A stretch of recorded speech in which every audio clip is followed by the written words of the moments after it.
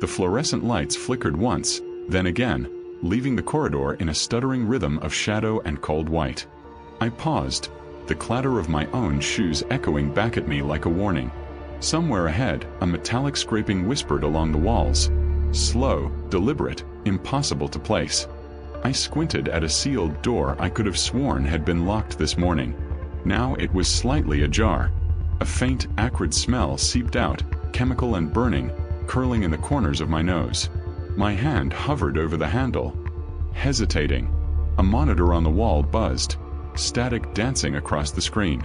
Then a figure, wrong, distorted, crouched low, eyes reflecting light like wet glass. I blinked. It was gone. A whisper, low and brittle, slid across the hall behind me. "You shouldn't be here." I spun, heartbeat hammering, but the corridor was empty. The hum of the fluorescent lights returned, but now it was uneven, throbbing like a pulse. The air seemed heavier, thicker. I could feel it pressing against my chest. A distant scream split the silence, then cut off abruptly, leaving only the soft dragging sound of something moving across the floor, something not quite human. My stomach dropped. I had come in for a normal night shift. And yet, standing there staring at that ajar door, I realized one thing with unbearable clarity. Whatever this was, it was waiting. And it knew I had seen it. The badge scanner beeped, cold and mechanical, as I pushed through the sliding doors into the facility. The hallway beyond smelled of antiseptic and rust, like metal left to rot in a damp cellar. The fluorescent lights hummed overhead, flickering in irregular pulses, throwing long shadows that stretched and twisted along the walls. I told myself it was nothing, just the building settling, old wiring, fatigue playing tricks. But even as I said it, a shiver crawled along my spine. The facility had always felt wrong. Not in the way a creepy abandoned house feels, but in a precise, clinical kind of wrong. It was immaculate on the surface. White walls, polished floors, stainless steel doors, but the air held an invisible weight, a subtle pressure that made every step feel heavy. Something about the silence gnawed at me. Not silence in the absence of sound, but the silence of things holding their breath. I walked past the first lab wing. The monitors blinked, charts scrolling, data updating in endless loops. On a table, a small cage rattled. I froze. Nothing inside it moved, at least nothing I could see. And yet, the faint sound of something dragging along the floor came again. Soft, deliberate, taunting. "Late again," a voice said behind me, low and jagged. I jumped. I turned to see Martin, one of the technicians, leaning against the wall, face pale under the fluorescent lights. His eyes darted down the hall. "You shouldn't be wandering," he said, and his hand trembled slightly. "Things, they notice." "Notice what?" I asked, forcing a laugh that died in my throat. He shook his head. "Just keep to your tasks." I tried to focus on my checklist, equipment logs, lab inspections, data backups, but my attention kept snapping back to the shadows. Every corridor looked the same, every door the same, but I couldn't shake the feeling that some of them had shifted, just slightly, since I'd walked past them last. And then the smell hit me again. Acrid, almost burning, faint but unmistakable.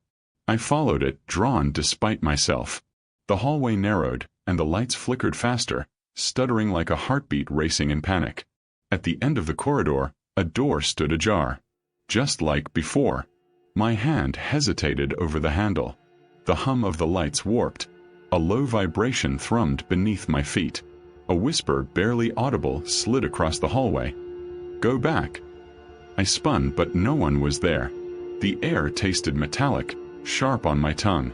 And then the monitor on the wall, one that should have displayed nothing but system logs, flickered to life.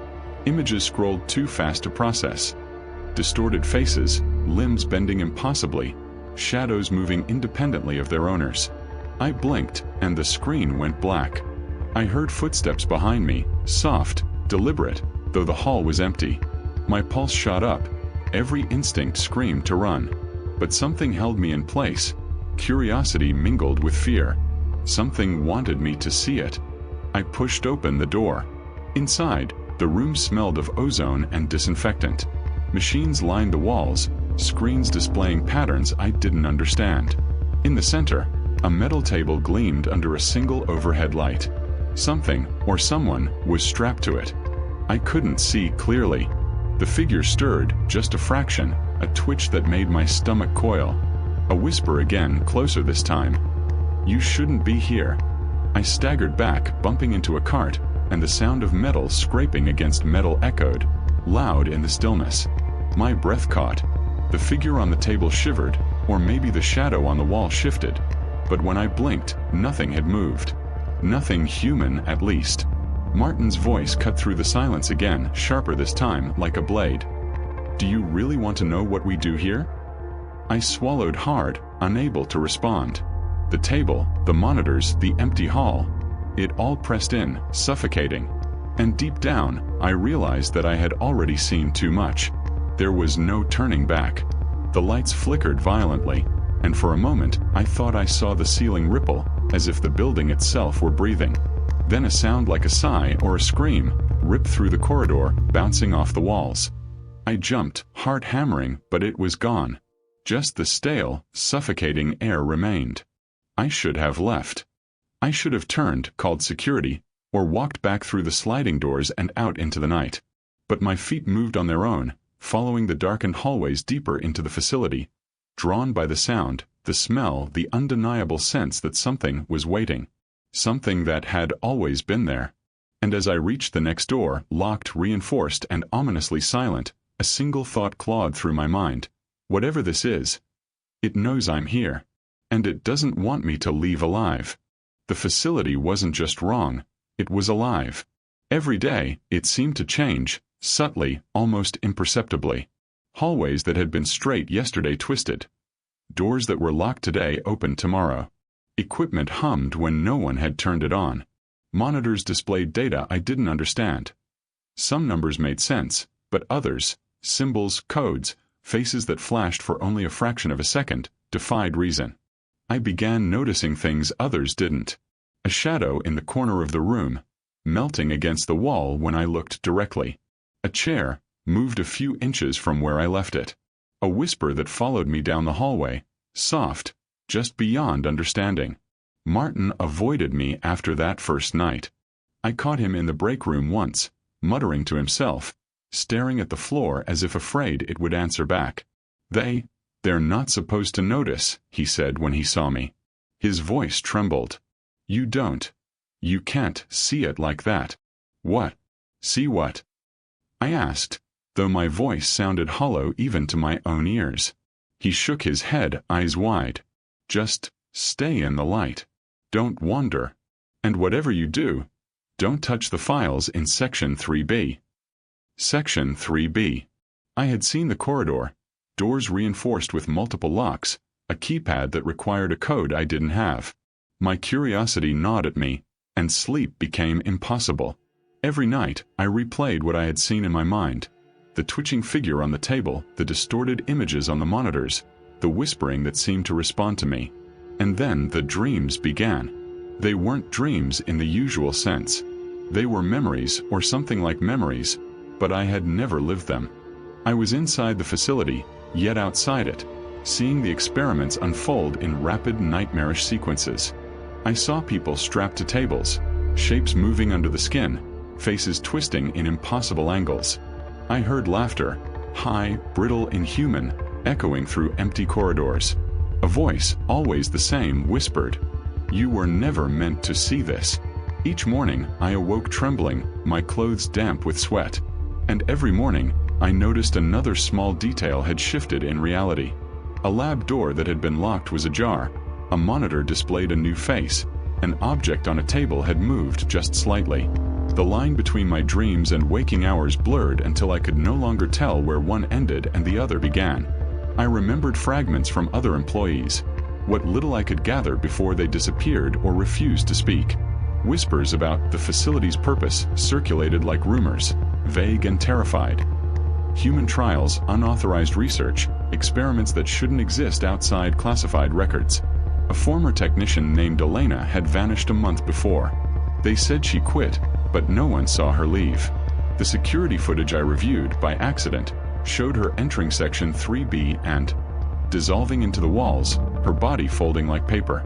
No one else remembered seeing it. I started writing notes, keeping them hidden. At first to make sense of what I saw, then to prove I was still sane. But the notes themselves began to feel wrong, like someone or something was reading them, shifting words when I wasn't looking. The facility's hostility grew. Small things at first. A door I had just closed slowly creaked open by itself. Equipment beeped erratically, showing data from experiments I had no knowledge of. Monitors displayed images of me sleeping in the break room, though I hadn't set cameras there. Then it became harder to deny. I heard a voice in the lab, soft, coaxing. "Come closer, they're waiting for you." Chairs scraped along floors when I was alone. Shadows pooled unnaturally in corners, solid yet shifting, aware of me. One night, I found a file left on a table. It wasn't mine, and the folder was unmarked. Inside, dozens of photographs. Faces of people, some dead, some alive, all distorted, eyes wide with fear. The last page held one image. Me, looking up from where I was writing notes, but my eyes were black empty. I dropped the folder. The metallic clang echoed down the empty corridor. I wanted to run, but something inside me couldn't move. Something or someone was watching, calculating. Martin returned one evening, urgent, glancing over his shoulder like a man on the brink of collapse. "You have to leave now," he said. His hand shook, smudged with ink and grease. "They're watching everything, even your thoughts." "What do you mean?" I whispered. He swallowed hard. "Section 3B. It's not research. It's containment. And it's failing. Whatever they've done, whatever it is, it remembers you now." My pulse raced. I realized I couldn't trust the facility or anyone inside it. Voices from empty rooms whispered threats or warnings. Machines hummed like something alive. And the few staff who remained avoided my eyes, as if acknowledging my presence might invite attention. I checked the logs, trying to find patterns. Employees had vanished regularly, always after venturing near Section 3B. The explanations were always mundane. Resignations, transfers. But I knew better. One night I saw movement through a glass pane. Figures, not quite human, shifting in ways the body shouldn't. They were experimenting, but not on things I recognized, on reality itself. The air warped around them, light bent and distorted. Shadows didn't fall where they should. And then I realized, with sudden, gutting clarity, the facility wasn't just dangerous. It was aware. And I had caught its attention. I started hearing my own thoughts echoed back at me in whispers. Every step I took, every action, every hesitation was mirrored in the darkness. I could no longer tell if I was awake or dreaming. Sleep became a threat. Staying awake became unbearable. The monitors began showing me images of my past, things no one could know. My family, my friends, my most private fears, all displayed, warped, taunting. Elena's name appeared on a monitor one night. "You won't leave either." The voice wasn't hers, it was ours or mine or neither, but it carved itself into my mind. I began to question my sanity, pacing halls, doors slamming behind me without wind, shadows coiling like snakes. Every corner held a new horror. I could no longer be sure if Martin or anyone was human anymore. And yet I pressed on. Something inside demanded I find the truth. Section 3B. Whatever the facility held, whatever it had done, it needed to be seen. I could no longer deny it. I had to face it. The corridor before me narrowed. The reinforced doors loomed. The hum of machinery throbbed like a heartbeat. And in that sound I heard it, the unmistakable, deliberate rhythm of something waiting. Not just for me, but for everyone.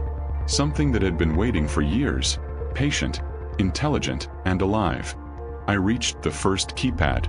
My fingers hovered, trembling, and then the screen flickered, displaying a single, horrifying phrase. "You are already inside."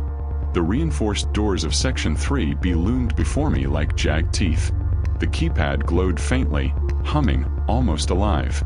My hands shook as I entered the code Martin had whispered. though I didn't fully believe it would work. The door clicked, but it didn't swing open as I expected. Instead, the metal wall itself seemed to ripple, shifting like liquid under my gaze. I stumbled back, stomach twisting, breath shallow. And then it opened. Inside, the room was not a room.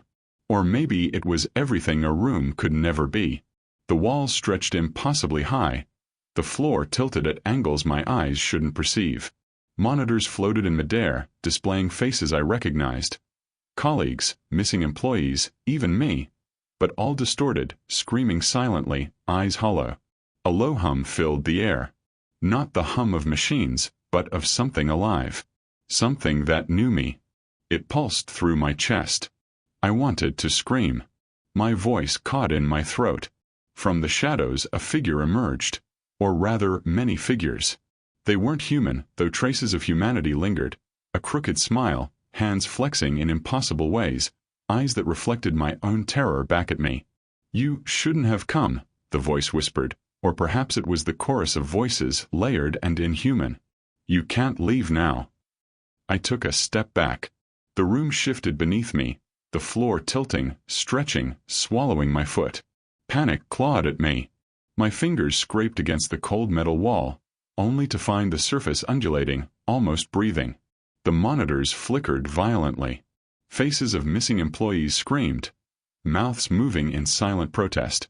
I saw Elena there, eyes wide, a faint whisper escaping her lips. "Run! It's already inside." But I couldn't move. The walls warped. Doors appeared and disappeared. A familiar hallway from earlier in the night materialized before me, stretching endlessly, looping, impossible. My reflection appeared on a monitor.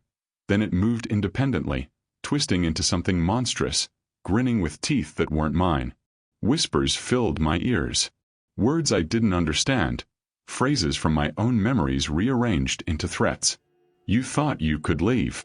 You belong here now. We've been waiting." I screamed. My voice echoed back, distorted, layered with dozens of screams not my own. The shadows surged forward, wrapping around me, cold, alive. The floor beneath me cracked. My knees buckled and I fell forward, hands scraping across the warped surface. I reached the center of the room, or at least I thought it was the center. A table sat there, gleaming under a single overhead light, the same table from my first night. But it wasn't empty this time. Strapped to it were figures, familiar and unknown. Employees I had spoken to, ones who had vanished. Their faces contorted in pain, eyes black as voids. They whispered, a single chorus of warnings. "Don't let it take you." A shadow detached itself from the corner of the room. Tall, impossibly thin, the figure's face blurred, folding in on itself like wet paper.